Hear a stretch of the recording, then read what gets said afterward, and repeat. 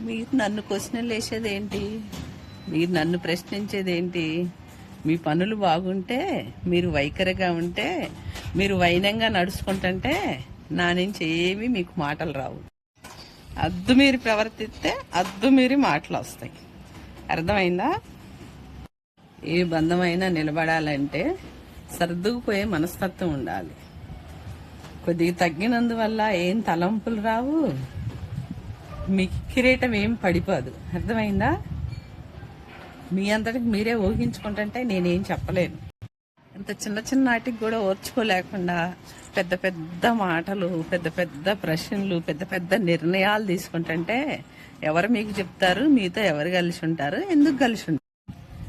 మనిషి అవసరమైనా అవసరం లేకపోయినా ఎప్పుడు ఒకలాగానే ఉండాలి. అది మనిషి జన్మక సార్థకం. ఓకే, అవసరమైనప్పుడు